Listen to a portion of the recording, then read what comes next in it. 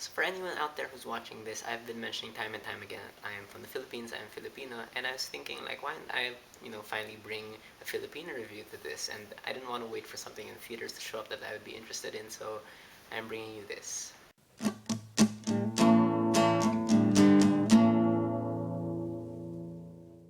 So Ganito Kami Noon, Paano Kayo Ngayon, which is very roughly translated to, and I'm not very good at translating, but it's translated to something like, we were like this before, how are you guys now? Something like that. And I know it's a weird title, but Filipino movies back then had weird titles.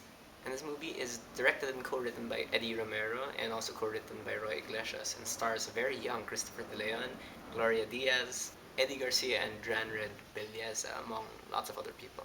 Now, this movie was released, I think, 1976. It was our submission to the Oscars for Best Foreign Language Film, but wasn't accepted.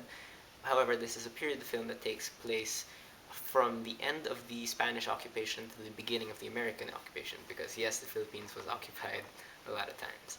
And this movie follows this really naive peasant named Kulas, and he knows nothing about the world, but he's like super innocent stuff, and he just kind of finds himself on this adventure to the city of Manila from his province, like with this whole cast of other characters. He just rides the current, and he begins to have this internal conversation in himself and with other people also about what it means to be a Filipino. And that's really something I think lots of Filipinos were thinking of back then, especially in a period of time when they had just freed themselves from the Spanish, and then they claimed independence, and then they were taken by the Americans again. So now this is a classic Filipino movie, and I could have taken any other classic Filipino movie to review first in this channel, but I decided to take this not necessarily because it's my favorite, but because also last weekend there was something that happened in, I think, Cagayan de Oro, like this province that I can't go to because it's too far, called the Philippine Arts Festival, and they screened this, and I was thinking, hey, let's review that because I've seen it already.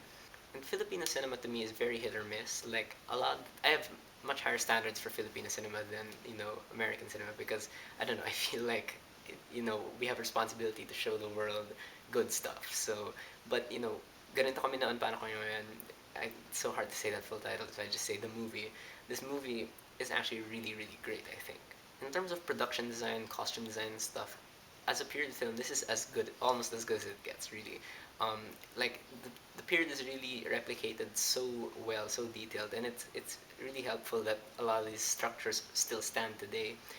But it's nice to see how this movie kind of it went around the problem of having big budget period stuff. Like that really wasn't the focus of the story, thankfully enough. So they were able to kind of skirt around it and became a much smaller story. Thus, production design still was able to be effective. Cinematography also captures this period very well. Now, I wasn't able to watch any remastered edition. I watched like a grainy version of this movie, but really, I was so surprised with how the cinematography here is not static, because a lot of the times in Filipino movies now they just kind of like placing their camera and then letting the characters talk and just shifting from one angle to the other, and it's really really boring. But here, the camera actually does feel kind of involved. Like it does kind of move around and stuff. You get the points of view of different characters. One thing though that I really love about this movie is that it flies by really fast. It is like a little over 2 hours long, I think, and it just does not feel long at all. It's such a ride, really. Like part of that is because a lot of these characters are meant to feel like passersby. It's just Kulas on his journey, and he meets random people, and those characters still are able to make an effect on the viewer and Kulas, but they just kind of pass by, and that chugs the movie along. But also by the ending, it feels like this movie has matured, which is really really cool. The soundtrack also they use in this movie, to me, it's not melodramatic. At first, it sounds really cheesy because it's all these folk songs and it's like these really slow ballads and stuff. But after a while, it really does capture the mood super well. I would have rather had these songs rather than like an orchestral score. Because I don't know, it kind of just feels like the kind of thing people would listen to in those days. Okay, now again, this movie is about pretty much the search for an identity, a Filipino identity. And what I like so much in terms of like also the writing is that there's so many characters, and they're very memorable. They're all very unique.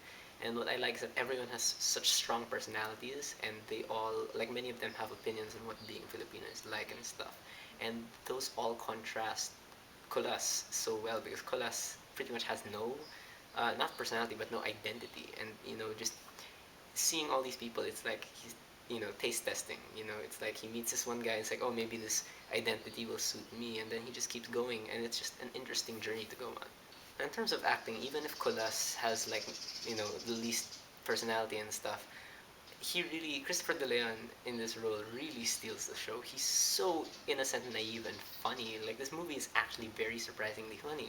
Everyone is fantastic though, but no one's overly theatrical, which again is a problem I think the Philippines has now with its cinema. It's that everyone feels like overacting and stuff. But here it actually does not feel like that at all. Despite the strong personalities, it doesn't feel theatrical, which is really surprising to me. But again, Christopher De Leon's performance as this wide-eyed, super innocent, like when bad things happen, he just kind of like okay, and then he walks away.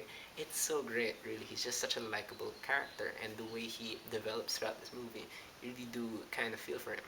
And again, I think all of this is thanks to Eddie Romero's directing. Again, he really makes it feel like this movie matures as it goes on.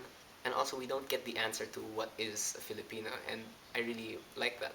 I don't want to get an answer to that question because it's still a question that's happening today, and I think he really understood that. However, while this movie is a classic, considered a classic, I don't think it's perfect, of course. Um, like some problems I had with it were for a movie about identity. I find it strange that they didn't show Colas's identity at the beginning because I know he's supposed to be kind of like a blank slate, but it's impossible for this guy to not have an identity beforehand, and they don't really delve into his past before this whole adventure. He just gets thrown into this adventure. So I think there would have been a greater emotional impact if we knew what Colas was like before. Also, as the film matures, like I keep saying, it kind of does take this drastic tonal shift, and I thought it didn't have to go that far. Like the movie is very lighthearted and very satirical, but at the end it just becomes like really somber and really almost melodramatic. It becomes very serious, but I kind of wish it retained the humor, it retained at least some sort of lightheartedness, but it didn't. Anyway, despite that, this movie is really, really great. I really hope, like, one reason why I put up this channel is that I was hoping to kind of spread awareness about Filipino film, and like, you can definitely start with the classics because they're certified good. And Ganito Kami Noon, Paano Kayo Ngayon is, if you can find a way to watch it, I think will be able to resonate with a lot of different audiences, not just Filipinos. So really hope you guys can check it out. So yes, that is my review of this movie. What do you guys think of it? Like, have you seen this movie? Whether you agree with me or whether you don't, please leave me a comment and let's have a conversation.